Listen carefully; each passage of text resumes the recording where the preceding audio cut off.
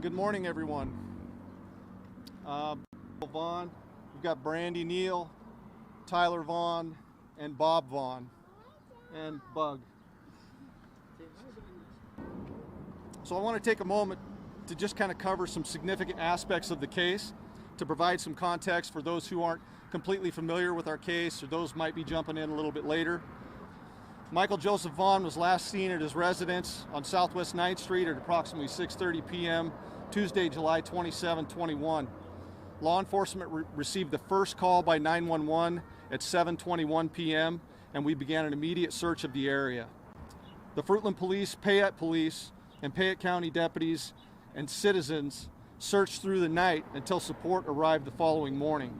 The ensuing response was immense. We had over 100 law enforcement officers from federal, state, and local agencies, including the FBI Child Abduction Rapid Deployment Team, along with trained search teams, converge on our small city of Fruitland. The search included over 200 residential homes, properties including outbuildings, a septic tank, garbage cans, vehicles, irrigation ditches, and drained canals. Trained search teams and law enforcement, along with specialized canine teams from across the country, searched over 3,000 acres of farm ground, along with areas surrounding the city and out into the county. We were able to retrieve hours and hours of security camera video, and we continue to reference that video while working on our leads. We've applied for and served over 27 search warrants, but that may seem low, but I'm telling you that we've also performed probably triple that in mutual consent type searches. So the search warrant and consent searches we've performed have yielded high volumes of data, and search warrants are still being written today. The data requires expertise from law enforcement partners, and this takes a lot of time to decipher. We continue to use all of our investigative resources, to include that of the Idaho State Police and our friends at the FBI. Further, the Idaho State Police and the FBI have assigned investigators to work specifically with the City of Fruitland Police Department on this case, and our partnership is healthy and strong. I would tell you that the number of acres searched will continue to grow. So in our efforts to develop a detailed timeline of events leading up to Michael's appearance, we've processed over 1,000 leads. So we've cleared many of these leads, but not all have been cleared because some require assistance from out of state, more investigators, and probably more importantly, just time to work these things through to make sure we can bring each lead to a conclusion. This process is exhaustive and it takes a lot of time, and we believe someone out there will ultimately provide us with some information that'll help us solve this case. It's important to note that as we continue to refine our timeline, we now believe that Michael disappeared in a smaller window of time, and that's probably between the time of 6:40 p.m. and 7 o'clock p.m. on the 27th. Earlier in the investigation, we needed assistance in identifying 2 vehicles and 2 pedestrians that were seen in the area around the time of Michael's disappearance. So you guys need to know that we positively identified the blue Dodge Avenger we were looking for, and the man that we saw jogging in that area. Those have both been identified, vetted, and investigated and end. So the white Honda Pilot, 2016 to 18 Honda Pilot that we have leaving the area at approximately that time, again, we believe that it belongs to a resident, but we haven't quite been able to clear that and verify that. So that's kind of still an outstanding for us. The man seen walking through the area of the splash pad of Crestview Park leading up to the time of Michael's disappearance, he's not come forward and he has not been identified. So the man's described as a white male adult, late 20s, early 30s. He was seen wearing black shorts, a white t-shirt with cut-off sleeves, dark colored shoes, and a hat.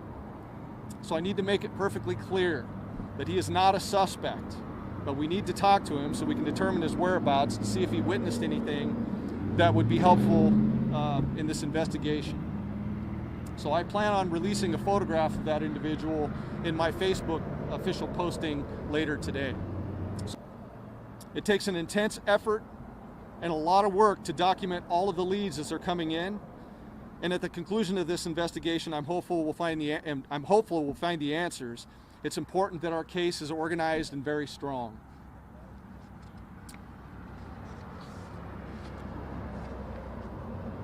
So I will tell you that this is a criminal investigation. So with that, you need to know that a majority of our investigative efforts just cannot be made public at this time. As members of the community, we agonize with the family, and we've dedicated our resources to bringing Michael home. So we believe the continued distribution of this story will generate more attention and tips that can be investigated by our department and our partners. So anyone having information regarding Michael's disappearance, I would ask that you please reach out to us. No tidbit of information is too benign or too obscure. It just helps us process the overall picture. But we're tired of the lies. No more lies. What happened to Kaylee? I don't know. You do. I don't want anybody to waste their energy on what we've done. I believe she is still alive. Why not search then? I don't want to think she...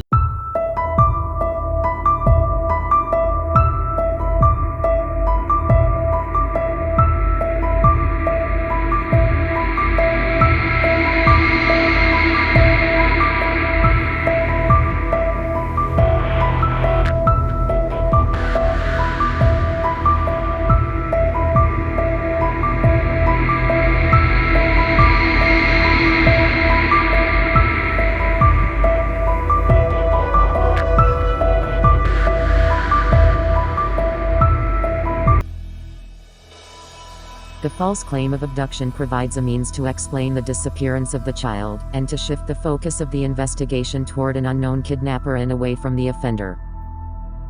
In the absence of a witnessed abduction or an obvious crime scene, it is difficult to know for certain whether a child has actually been abducted or has become the victim of a homicide and a false allegation. Law enforcement investigators are forced to rely primarily on subjective assessments of whether the reporting party is being truthful, rather than on specific, identifiable criteria. 61 adjudicated false allegation cases involving 66 victims were analyzed. The mean age of the victim was 5 years. Victims came from generally unstable, high-risk family situations and were killed primarily by biological parents, with the most common offenders being mothers. Most offenders acted alone, involving a secondary offender in 25% of cases.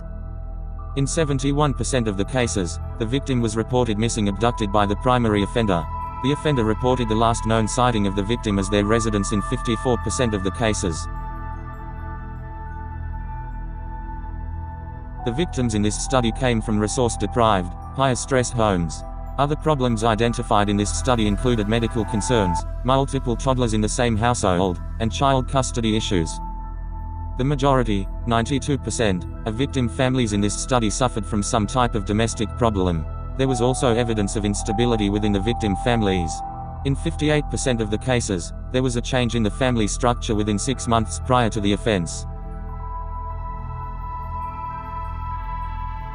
The study found two primary reasons false allegation victims died at the hands of their parents or caregivers. They were unwanted, 37%, or as a result of a fatal child abuse incident, 34%. Children who were killed because they were unwanted were often viewed as obstacles to the offender's sexual relationships.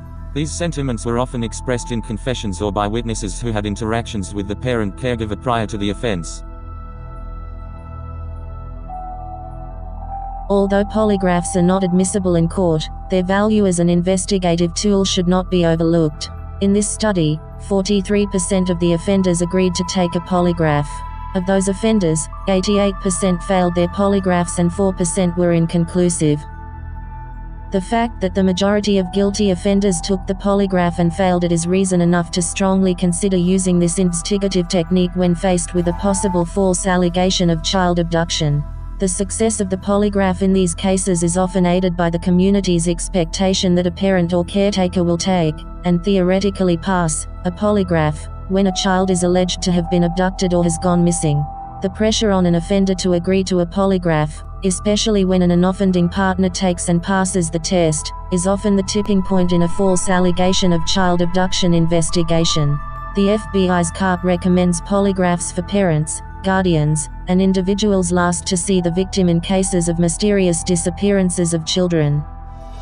Serious consideration should be given to the timing of the tests.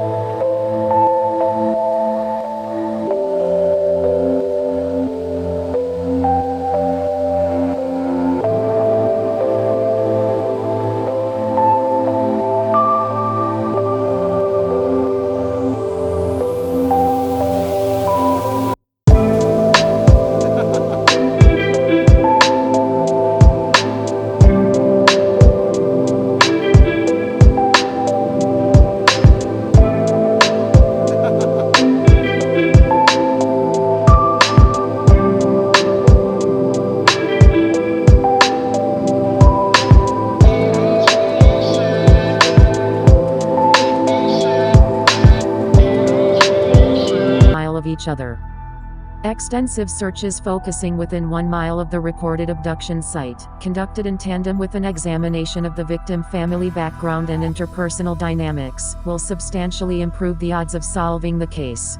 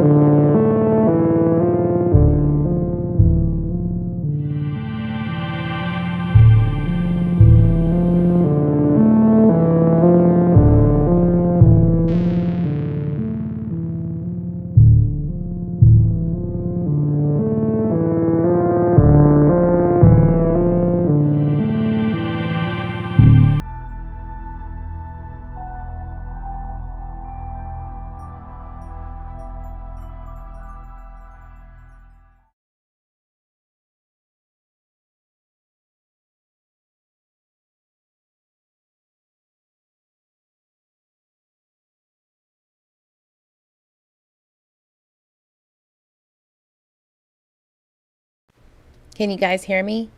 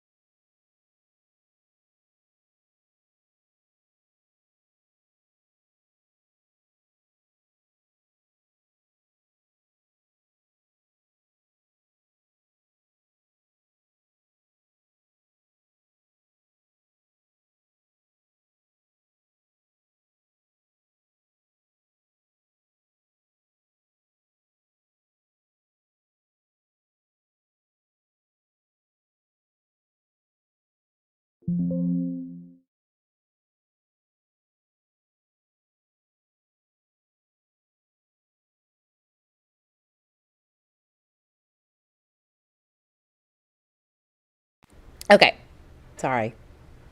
Let me try one more time.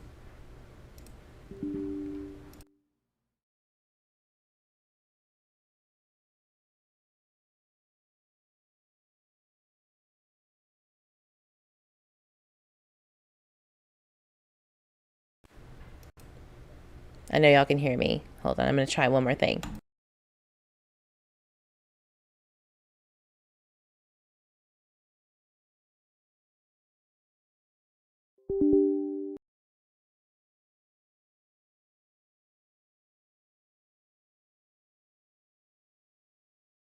Okay, so I'm gonna fix my little. I have like a buffering thing where it helps with the noise from my background because my ceilings are really high. But anyway, hi everybody. Thank you for being patient with me.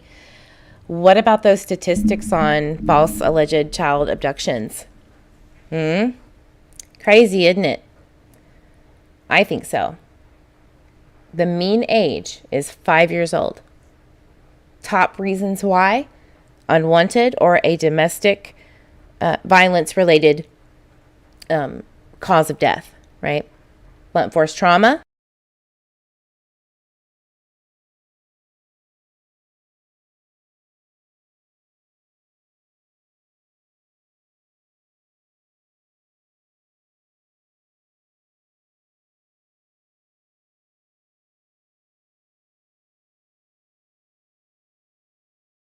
Froze. Oh, there we go. Never mind. Yeah, it's crazy. And so when you're thinking about those statistics, you have to wonder why children are not being found, why they're having such an issue with the timelines, right? So that's the whole entire point of why we get on these cases, right?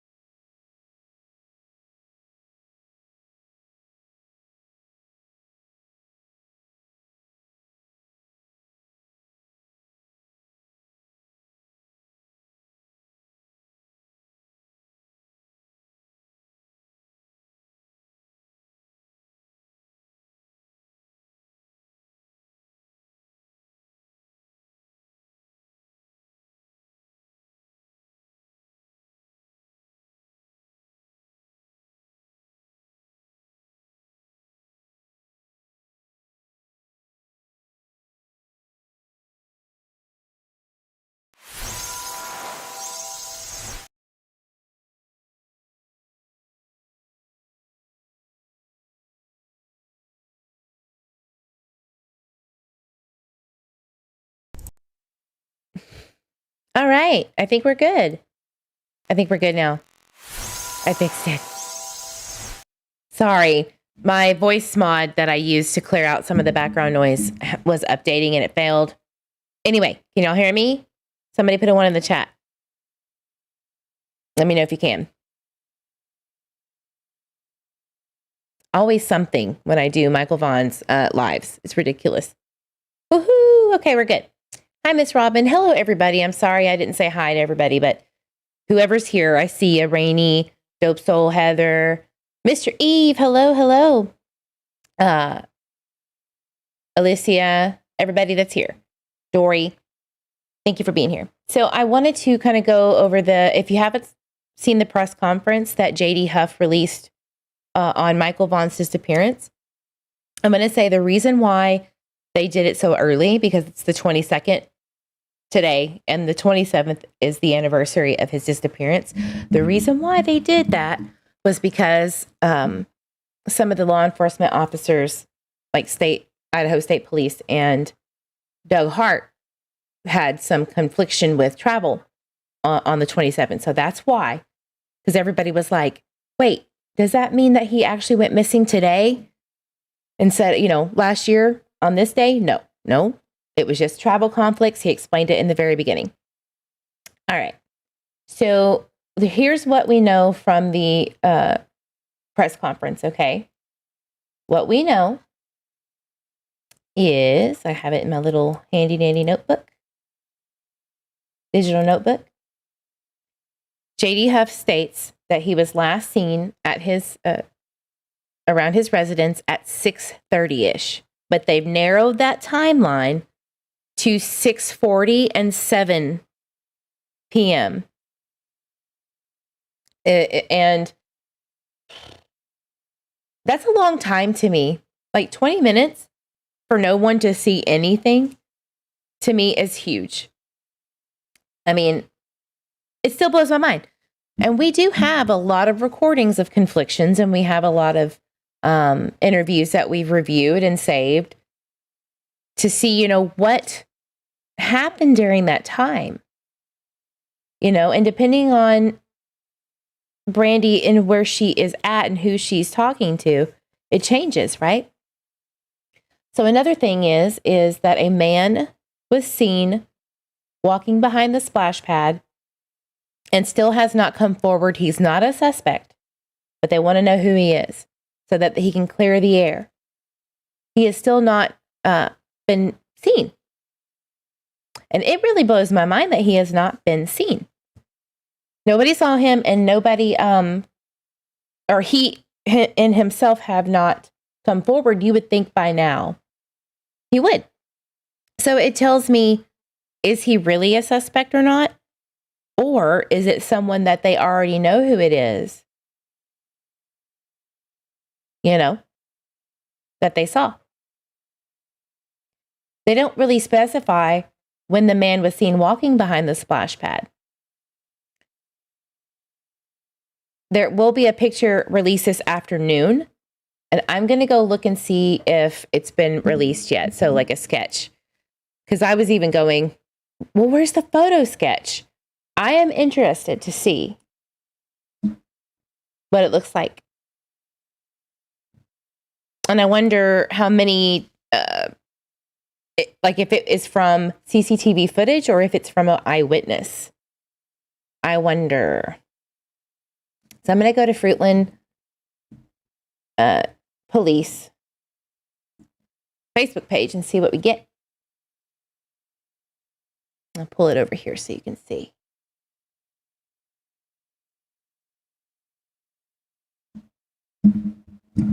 Nothing yet. Not that I'm aware of. It's probably going to be a little bit later today. And then let me just check on fruitland.org, which you can also check the status and updates on for Michael. The whole tone and everyone's body language was so different today, Julia. You are correct on that. Could it possibly have been mistaken for Tyler as he was looking in that area for Michael? Very good point. Very good point. Let's talk about that. Let's talk about that. So they haven't updated the statement yet, like the latest statement, but maybe it'll come later today and I'll make a video on it. I'd love to see that sketch. So let's go over some of the things that allegedly had happened, and let's see, depending on when it was recorded, let's see what the details are between 6:40 and 7. How about that?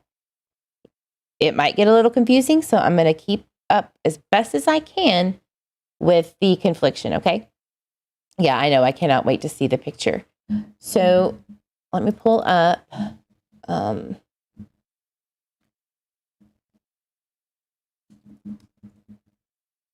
of my videos.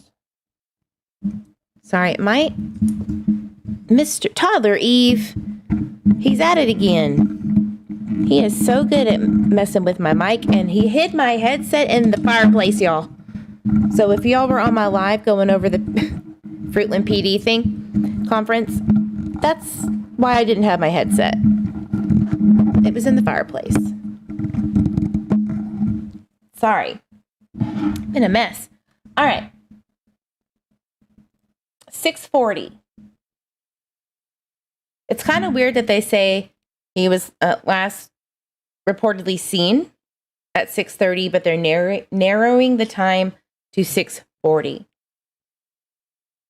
Now, we have had some spaces that we have at one time. Either we had it at one time or we do have it, where someone on Arizona Avenue went to the store right before 6:40. Allegedly from Brandy 910. They are 911 Southwest 9th Street. And 910 said that they saw him as well. But that's from Brandy. Now, on the interview room, she says that three neighbors saw. it did change to 4 and then 6 and then none. Or 1, excuse me, 1. So we're going to get to that. But the biggest thing is the Honda Pilot to me. I don't think that they're looking into the Honda Pilot as much as they say they are. But that's just my opinion. I could be wrong. They believe they know who it is, but haven't been able to clear the driver, to know who the driver is, and to clear the vehicle. They also stated today that 7:21 was the time police were called. Okay. Have we ever seen Tyler's call log when we requested it? No, but we do have a recording of Brandy going through it to look at the call log details, and we never got clarification on that. And she said, well, it wasn't like Tyler called anyone to come get our son. All right, remember that. These little things. Let me catch up a chat real quick. You would think that if it was Tyler, law enforcement should be able to know that if it's a poster made from CCTV. Maybe. Or it might just simply be that difficult to see who it is. Like, maybe somebody knows the style of the hat or the shirt or the pants, and maybe they don't.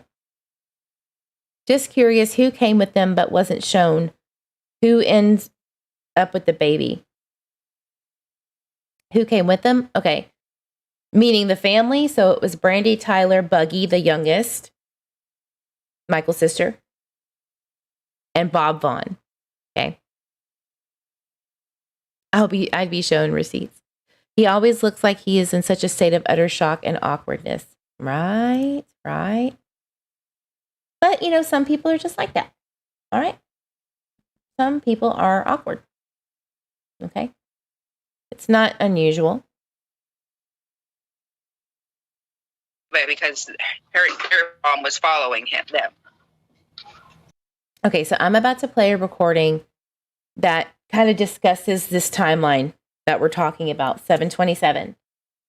I really want to hone in on this time because now we know this just came out today.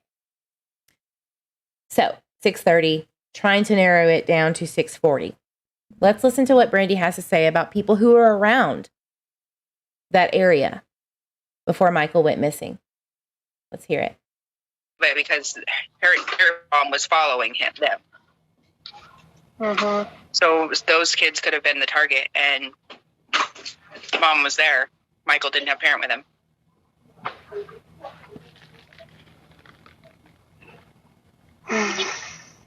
Yeah, so it could just been, like Tyler said, prime picking. We live in a neighborhood's full of kids. There's a park right here.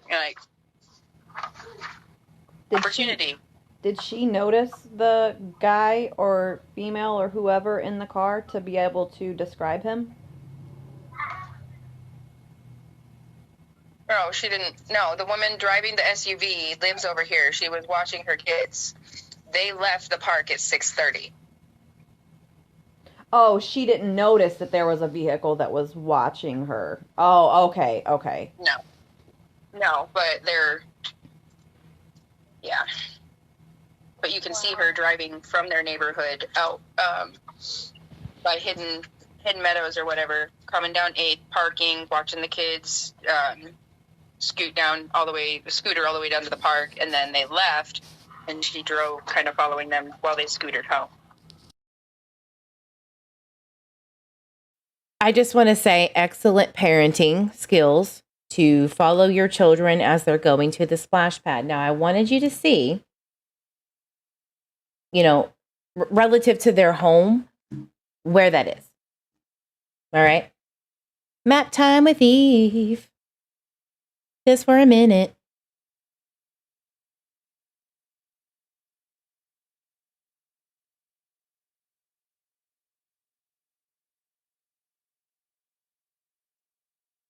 That piece of info proved to me Hawkins County Sheriff's is not trying in Summers' case to search the land of people in the area who said no in Summers' case. Right. Yeah, hey, look, I was at Bays Mountain literally looking in the thick of it, into the thick of it, trying to look for summer. Yeah, one of my little areas. Anyway,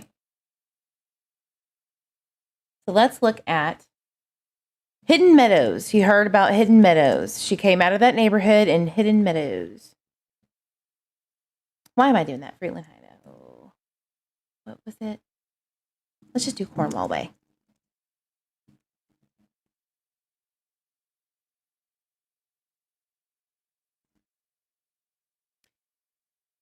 Oh, Heather. Yeah, I mean, I don't like to compare. We just need to find out why. Right? All right, Hidden Meadows. Right here is Michael's house. Right here. Okay. This is Hidden Meadows community, right? Catty cornered over here. This is 8th Street, right here. And this is 9th Street. This is the park that they state that woman followed her children out of this community, wherever she is, followed them, and then came down here and parked while her children played, and then left out of here at 6:30, and she was following them back to Hidden Meadows. Think about that, guys. Think about going on a scooter, going down. Your kids are being wild and weaving in and out of the road. It's hot as Hades. Yes, thank you, Heather, for reminding me. It was over 100 degrees for a very long time. Like, I think a few weeks, or at least one. And you're just watching your children, making sure they're safe. You have all these little players, by the way, that are around. But damn it, somebody might have just been waiting right here. Nobody knew. But anyway, she's going down 8th Street, following her kids around 6:30. Does she see anything? Maybe she did see something. Maybe she was the one that saw somebody at the splash pad looking. Maybe she saw the jogger. Maybe she has all of that information. We don't know, right?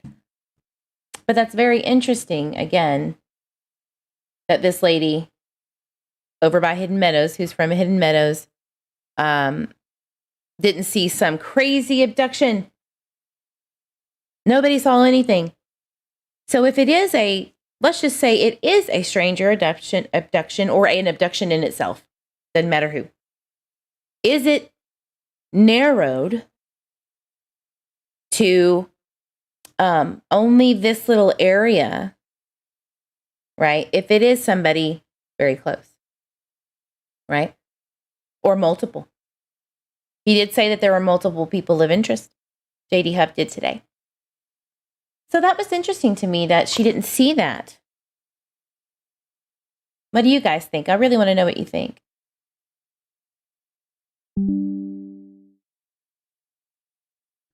I raised my kids all by myself, 3 of them between the age of 6 and newborn, and I had eyes all over my kids at all times. I stop it. I understand parents these days. My kids mean the world to me. Yeah, well, that's great.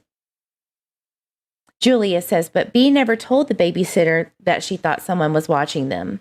Wouldn't a truly concerned mom do that? Yeah, yeah. Thank you, Lisa. I appreciate it. I think the cop today saying everything is still on the table was directed at the parents. Could be. Yeah, that case study, Dana is blows my mind. So I just wanted to put that out there. Another interesting piece of information is that at 7:05, Brandy states on a recording once, I think through Spaces, yes, through Spaces, that Tyler calls her saying he can't find Michael. At 7:05, he calls. her. So if he was missing from around probably 6:40 to 7, that's 20 minutes, 25 minutes of allegedly not knowing where Michael is. Okay. I want you to think about that. All right.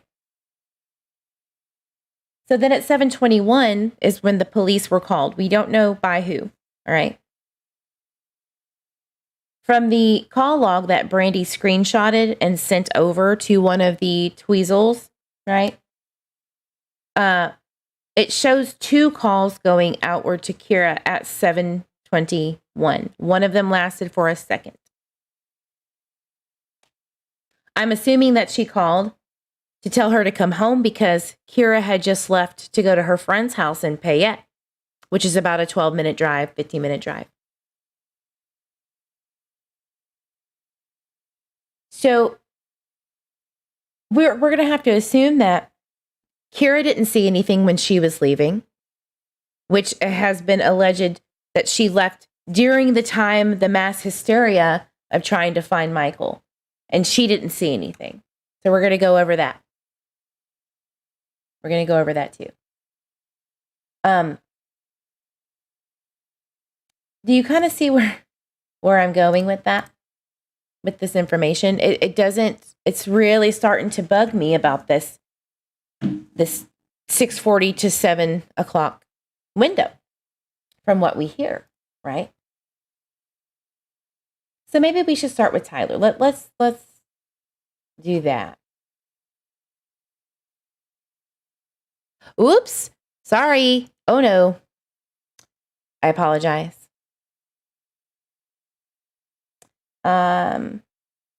Pull it up. I haven't had time to pull everything up. I'm sorry. The press release just like jumped out and took full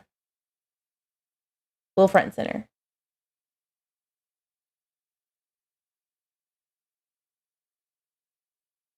Catching up with chat while I'm looking. They are looking at loads of data. Dope soul. I know. Whoopsies. My bad. All right. Uno momento, por favor.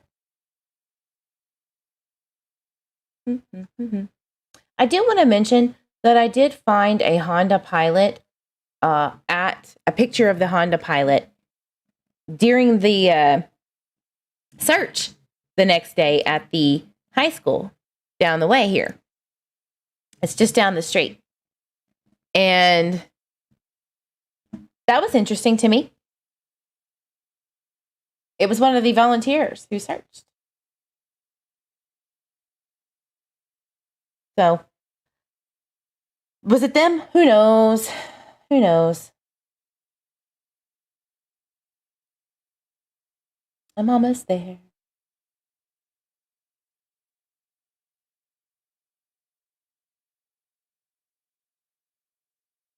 Oh, I just found a picture of Michael. The Joker. I'm a joker. I'm a midnight toker.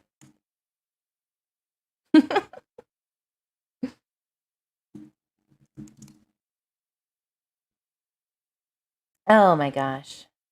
All right. So the guy that was seen, right? Because we don't know for sure. Oh, let me get a better picture. Sorry, hold on. That's not the one I want.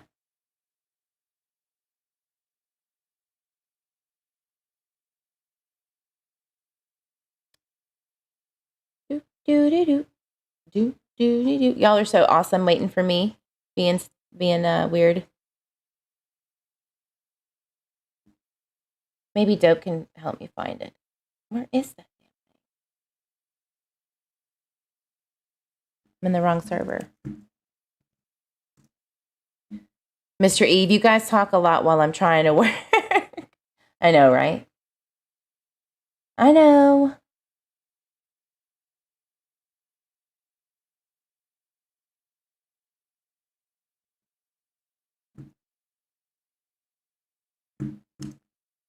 There's a word.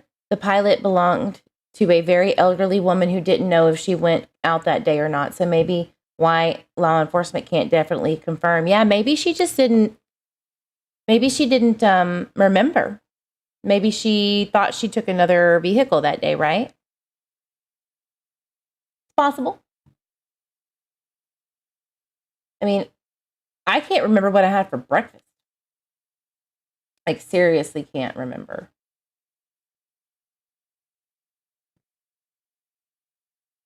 What did I have? Seriously, I don't remember.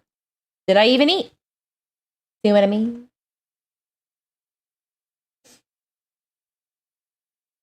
Here we go.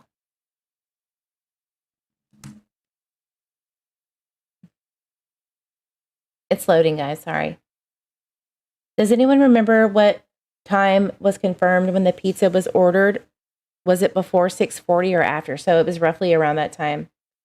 But the 3 times it was called in, and then when she checked or Brandy checked Tyler's phone, she realized that it was ordered online. Yeah. That's what I said.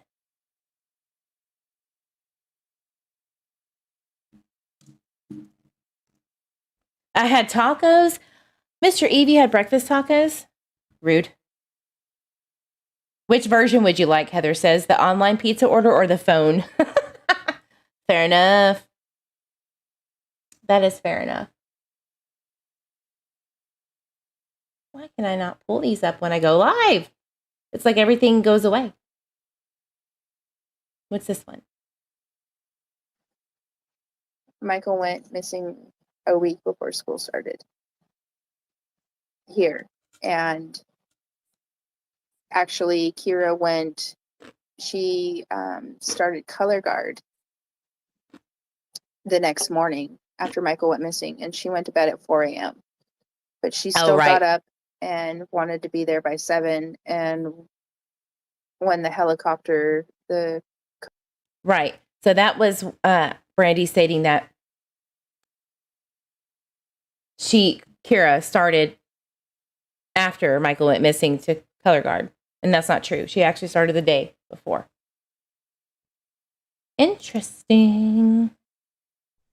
I literally took my ass outside today in the freezing damn cold. Not because anybody asked me to.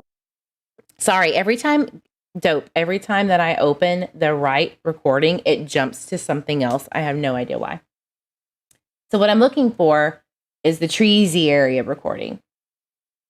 And it won't let me pull it up.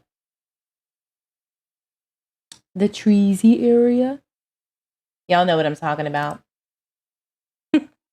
6:40 pizza was supposedly ordered, right? And she wouldn't give like the timestamp receipt on the pizza. I don't know why. I know, I'm telling ya. What the hell?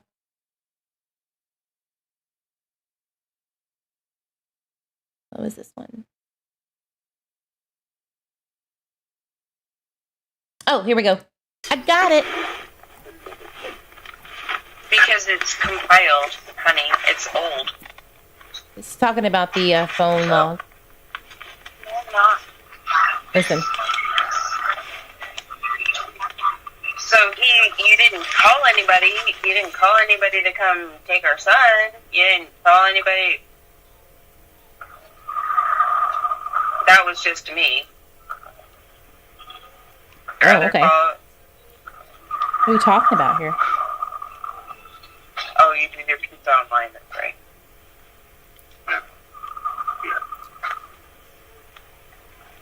Listen. Oh, you're changing your story, Tyler. I don't like it. That's right. Forgot about that. He didn't call to order pizza. He ordered it online. And yeah, we're very tech savvy. So, okay. So that it's, well, still it's 6:40, right? So I don't give a fuck how the pizza was ordered. Okay. I care. Because I want to know that what you're saying is trustworthy so that we can help you bring your son home. That's just me. I don't know about y'all. I forgot about that. And we were so, like, the girls that were reaching out were like, please, please, clear it up for us. Like, what do you know? Why would you just say that if you didn't know or forgot? Like, that just really bothers me. Really does. So then they didn't dispatch an officer until after 7:28 then? I imagine they blew shit up from there, but then they wanted to get, like, the local, whoever, I don't know how it fucking works, but Yeah. They called me back, like, almost immediately. I don't know. Way off topic. But will you do me a favor and clear up some confusion in my head really fast? Oh, yes, I forgot about this. What barrier did you jump and where did you jump it at? Because I'm so damn lost. Barrier. To the park, or... If I don't know, is Google Earth, like, updated enough to have the splash pad and all that shit? Yeah. Okay, so if you walk the green belt path, like, out the back of the splash pad, and then the empty fieldy area, yeah, like, walk along the left-hand side of that up until, like, where it gets kind of treesy. There's a path that goes up into, I think, the very end of the neighborhood before the really ritzy fucking shit. The very end of Cornwall Way. So before the bluffs. Cornwall Way by the end of that. Yeah, before the bluffs. Okay. There's a dead end right there with a roadblock, and it drops down into the opposite end of the splash pad deal. Gotcha. Okay. Yeah, but...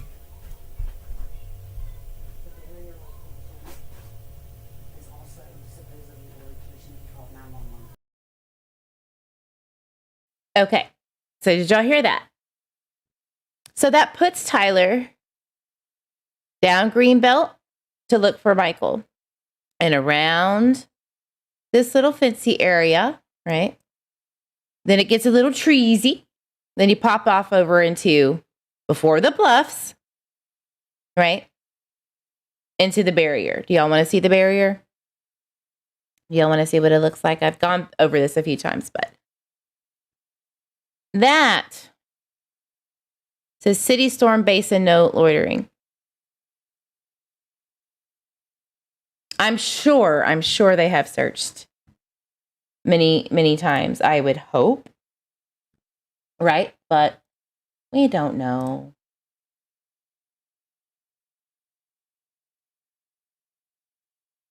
And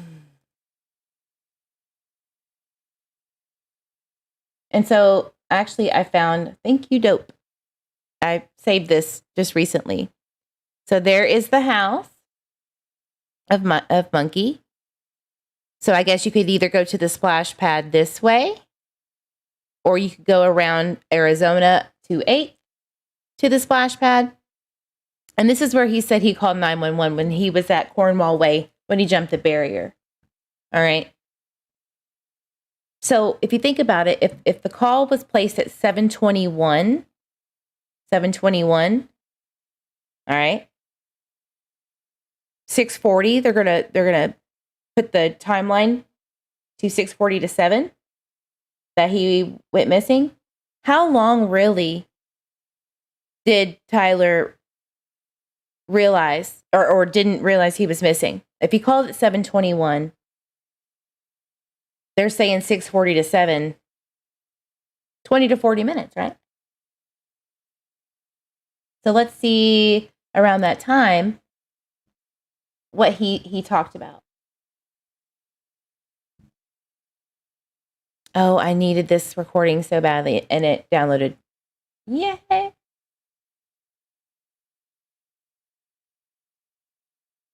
Yay! What's this one? Way off. No, not that one. Never mind. Put 10,000 down on that. So yeah. See, it's not. All of a sudden, it was like 15,000. After the 15,000, Oh, another 2,000. See, it's not pulling up the right ones. It's on me. Here it goes. So then they didn't dispatch an officer until after 7:28 I then? imagine they blew shit up from there, but then they wanted to get, like, the local, whoever, I don't know how it fucking works, but Yeah. they called me back, like, almost immediately. I don't know. Could have been a minute or two. Like, I don't know. It seemed pretty quick. So the 7:28 call was completely different then? That wasn't them calling you right back? Well, I mean, it was Fruitland. Just Fruitland doesn't have a dispatch. Whoever called me from Fruitland was after the 911 call, basically. Your 911 call goes into a 911 call operating system where they're in a whole different other area, and then they have to dispatch the calls between fire, ambulance, or police. Correct. They'll send you, but then they want to get a hold of the local right away. Right, no, I'm just trying to figure out, like, what time police were dispatched. That's what I'm saying. They already had I people dispatched people as soon as I here. called 911. And then Tyler got a call, and I can't even remember what if I had to do the whole thing over again, or I can't remember. Well, not a lot of remembrances. He doesn't really know. And, 7:21, we know the call was placed. So why the 7:28 thing? Why was 7:28 the call back? He doesn't even know, guys. He doesn't know. A simple logging into your, provider would clear this all up. It would clear it all up. But she didn't want to do that. And remember, someone had called him at 7:28. So who do we think called 911? Was it a neighbor that saw all of the commotion? Was it Tyler who was going through Greenbelt over to the Treasy area into Cornwall Way, which is right here in the Hidden Meadows subdivision? Was somebody like, there's a dude like tripping over here, frantically looking for someone? We don't know. But what we do know is that the babysitter, Jen Hannah, states that more than likely it was Ilda. Who's Ilda? Ilda is the boss who works at Albertsons. Is Brandy's, I guess, regional manager for Albertsons. And somehow she got involved and was called to come and help search for Michael. I would love to know when that happened. I would love to know when that call took place and who called, because Brandy Neal made an outgoing call per her call log at 8:17 to Ilda. But Jen Hannah is stating that she was one of the first ones on scene, which takes about 10 minutes from where she was. Did she call 911? Did Ilda call 911? Because that's what the babysitter is stating Tyler told her. But that's not what we're hearing, guys. That's not what we're hearing. Julia, that's why law enforcement said focusing on the timeline leading up to his disappearance. Do you see how hard it is? Do you see how extremely difficult it is to help? My Shedlines, I'm sure Eve will do a video about it and it will be shared on Twitter and the Fruitland website. I hope so. Unfortunately, the video is way too big to play it on here, but it's in the cloud that I can upload to YouTube. So it's coming. But why? Why is this so freaking difficult?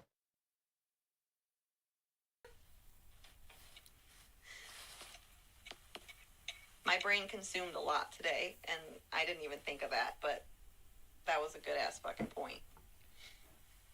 Sorry, I have to start over. But she fucking knew about it, then absolutely there was a fucking camera in here.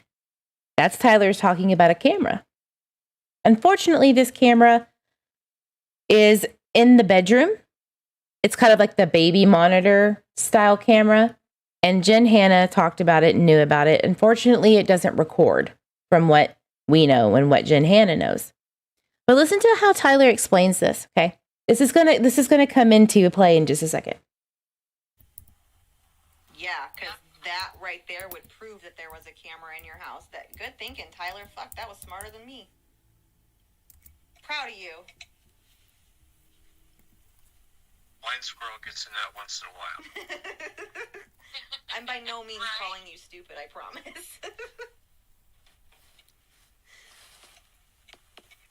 My brain consumed a lot today, and I didn't even think of that, but that was a good ass fucking point.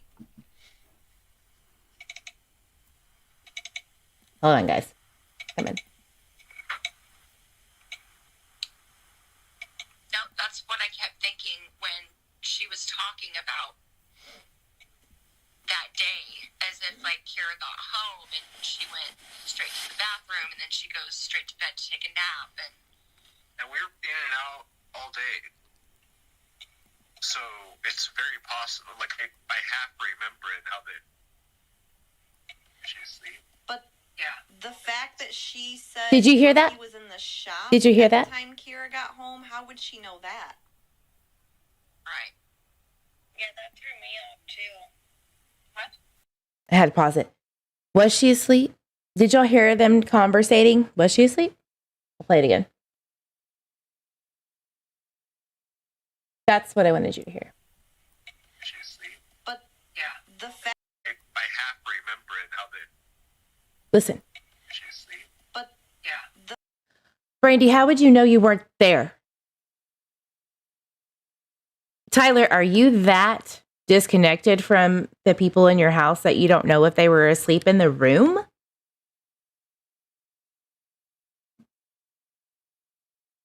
Now, she does say, Kira confirms it on a live from another creator that she fell asleep, that she took a shower, went to sleep.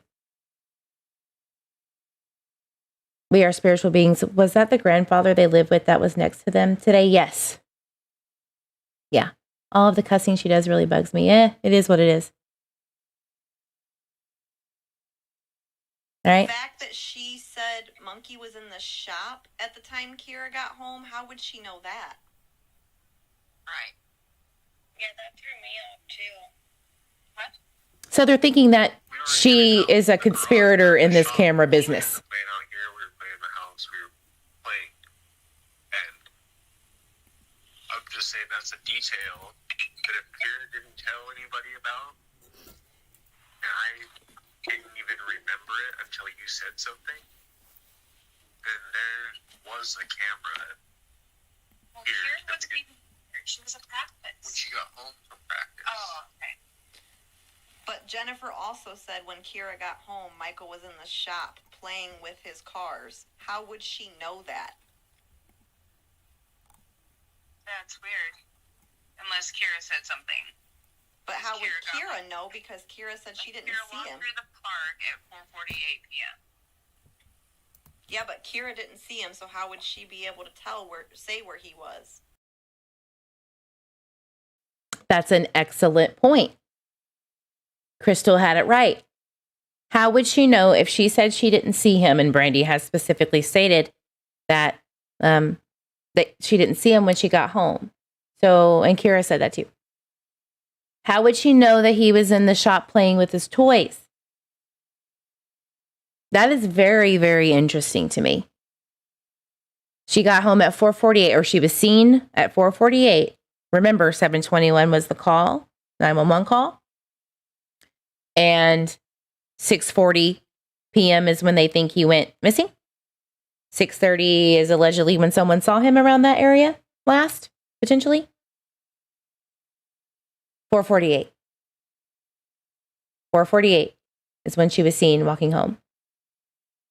4:48 to 6:30 is a huge gap. Because we don't know if neighbors actually saw him. If you go on the interview rooms with Brandy, right, you'll hear that it's a fact that 3 neighbors saw him. That it's a fact, that it is a fact that he walked out of that house that day. How would you know that? How would you really know that? Dope. She didn't know he was missing when she got home. Exactly. All she knew was that they were supposedly playing hide and seek. We're getting to that. Yes, that's why I wanted to play this. Coswalloped. I'm rather new to Eve's channel and especially to the whole timeline of his disappearance. I'm intrigued by the parents' actions and very appreciative of the way Eve presents facts. Usually, I'm telling you guys, this could have been 100% better if OBS, because I use Streamlabs OBS, there's something wrong where it's picking up wrong videos to play with the audio. So that's on me and I can't figure it out right now.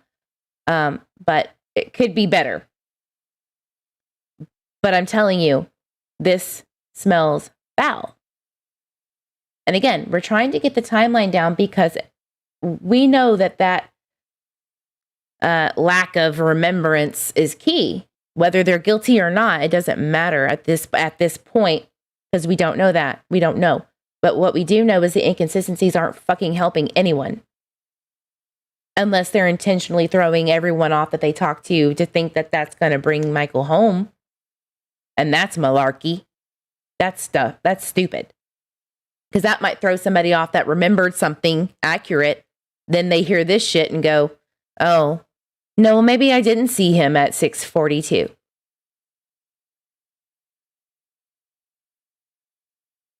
Julia T. also left after M went missing and asked Tyler to call her to update. When they called Kira later, she didn't answer her phone despite how distraught she was about him being gone.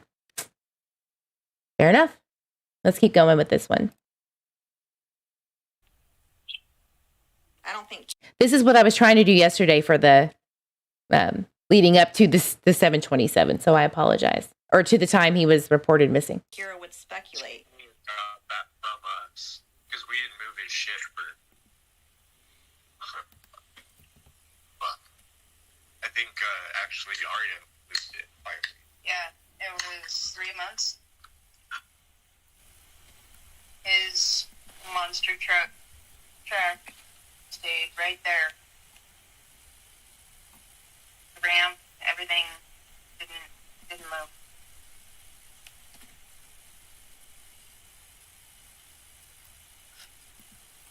I have a random question.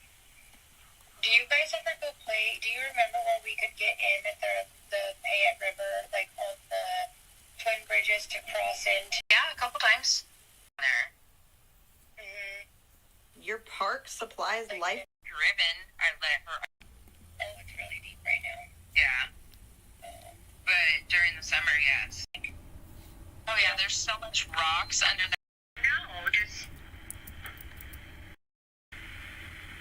Nothing stands out as out of the ordinary for an everyday. No, not.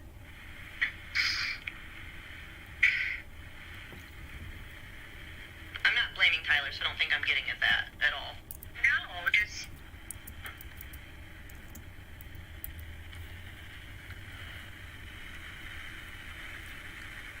It sounded like a normal fucking day, what he would typically do, like what we do every fucking day, so. When he was outside building the racetrack with Monkey, did he notice, like. They were in here. Oh, they were in the shop? Oh, yeah, okay. I didn't say that, but they were in here. It stayed out here for months, like right there.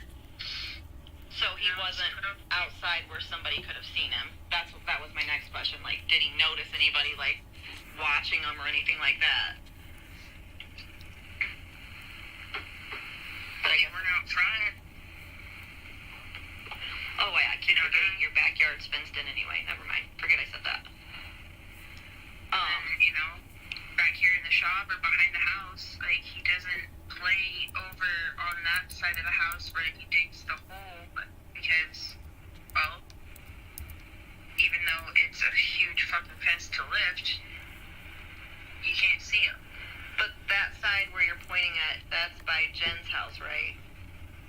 No, that's by the Hispanic neighbor's house. Oh, okay. So, not to where... What's behind, like at the back of the fence? That's another house, right? Like, if you're standing off my back porch looking... And you look straight back, there's like another house back there, right? Yeah. Okay. And that's Dawn's house. Crazy. There's always...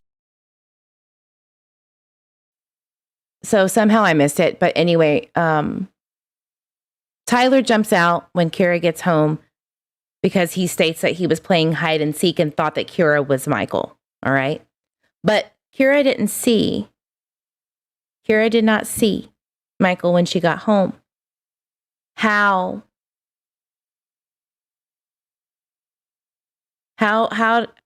does Kira know he was playing in the, as Crystal said, in the shed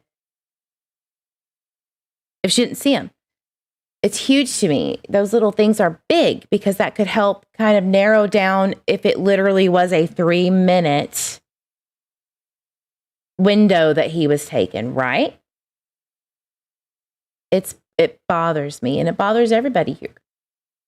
How are the police? Look, we're just web sleuths, right? That just try to find any information or any kind of tip that might be able to help law enforcement or even the parents, right? If we can't even do the basics, imagine law enforcement still not having any clue where this little boy is. What do they have to do, and what hoops are they going through to get some information to lead them to another lead, to another lead, to another lead?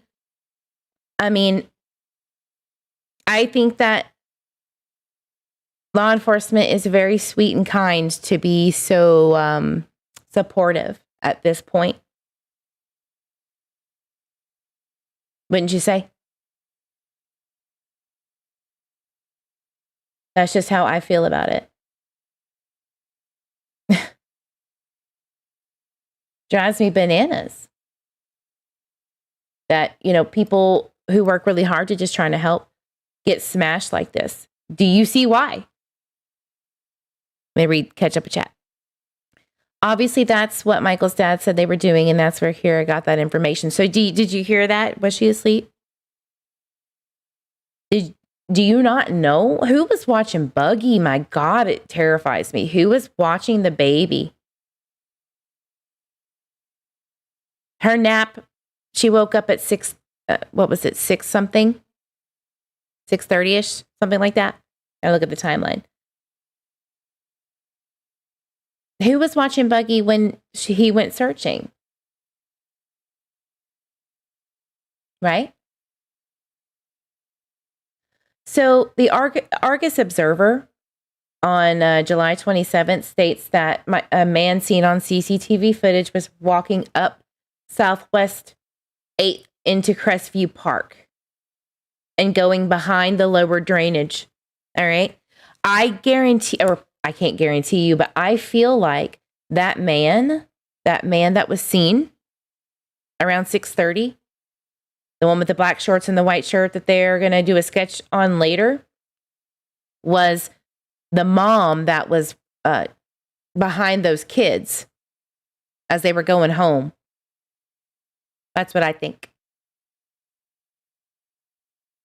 Something's not right with the father in the whole situation. And on that phone call with Brandy, says, Tyler, you're changing your story, and I don't like that. Yeah, that was the lady that was recording, and she was being facetious, but I can tell you it was bothering her, and that's why she did what she did. And without her, we wouldn't have this discussion right now.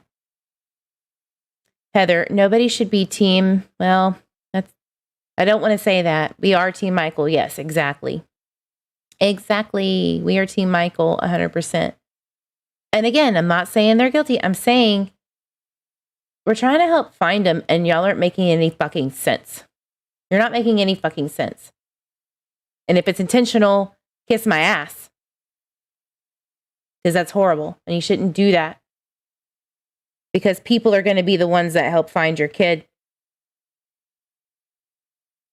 No matter how you feel about said people. All right? It really, it just bothers us. Like, it blows my mind, honestly. And I do get emotional about it. So we're going to go into the interview room and see kind of what their interview was. All right. And then we're going to wrap it up. Give me just a second.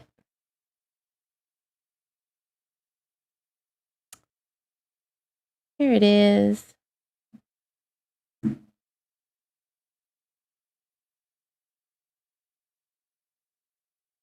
download it. Again. I have to zip these downloads and then open them outside of Streamlabs. So Streamlabs the problem. I just didn't know it until now. Monkey's older siblings are like, they'll humor him, they'll play, but he has a lot. Yeah. and in the past, now I know, a lot of the details here, and I'm, stuff we're not gonna, put out on YouTube, right? I mean, but what I mean by that is, we know that he was last seen in the neighborhood, right? Correct. By 3 separate neighbors in terms of he went up to their houses. Okay. Correct. Fruitland Police Department has reported over, collecting over 60 video management systems, including some stuff from doorbells and, supermarkets and, gas stations and that kind of stuff in the general area.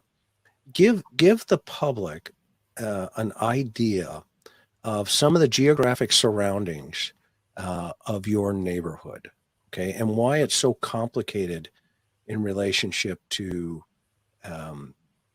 some of the things going on in this investigation. Help us understand some of those dynamics about your neighborhood. As an example, you told me about the dirt road that, circles around. Explain to the audience and the world, some of those dynamics. I don't know if a lot of people understand what exactly the terrain is all about. So we have a pretty... Your, home. Now, we're going to skip the details on that. Know that he walked out of that house. Correct. Okay. Right. Okay. So we know that. That's factual. Yes. So that said. Okay. If Chris McDonough is saying that law enforcement knows as a fact that Michael walked out of that house, and they haven't really said that, they just said that he was last seen at 6:30. How would they prove that? Because neighbors could lie. Do they have CCTV footage? Neighbors can lie. Especially if, just in case, I'm just saying, putting it out there that, and this is kind of how I feel, some neighbors knew and maybe even were involved. That's just my opinion. Because of the situation. Maybe that's why they can't say anything. Maybe that's why they're so limited. Right? But they haven't said that. Now, I know Chris McDonough can call people and get information and all that stuff, but still, to me, if law enforcement has not said it, even Chris McDonough is not an exception to that rule, in my opinion. So how do we know that? The river, it was a crucial piece of potential early on in the investigation. Mm-hmm. Okay. So how far was that river, from Listen to this house, approximately, and just a guesstimate? We're talking acres. Okay. And highway. 3 minutes. Right. So he's got a 5 minutes. lot of obstacles to that he would have to, navigate to get down to that water, right? Yes. Okay. Okay, so go ahead. I didn't mean to cut you off. I was just wanting to make sure people understood what that terrain is all. So what he's saying is that he's basically trying to get his audience to understand that it's so unlikely, more than anything, that he just went to the river himself. That's basically what he's getting at, that there's a lot of obstacles to get to a river by himself. And I can show you that if I have to.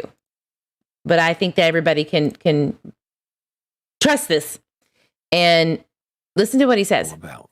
Yeah. The neighborhood, it's a quiet neighborhood. The houses are pretty close together in our specific neighborhood. Dope, good point. He was seen knocking factual on neighbors' doors. And Tyler's there, by right, for the record, for everybody, with your other kids. So this isn't just, Mikey's walking out of the house. There's a lot going on in around that time. Yeah. And, so around dinner time, after nap time. Yep. And the older kids are there, and Michael, finds his way out of the house. Where is the point of exit? You guys, the authorities think he made it out. Where the garage door, if I remember right.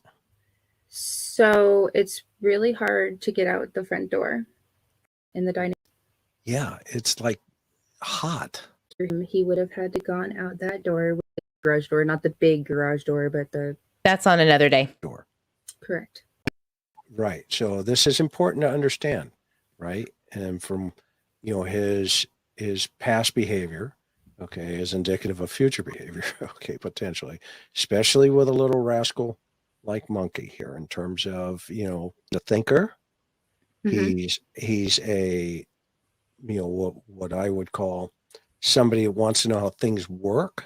And once so he's wandered a few times, is what she said. He was the young man. He got out. I would bet that you put all the door handle. He'd probably studied it, and correct me if I'm wrong. And, okay. All right. So and then there are 3 neighbors that report seeing him. And so he's outside. Yeah. He's outside. Okay. So, you know how you just saw her face kind of do this?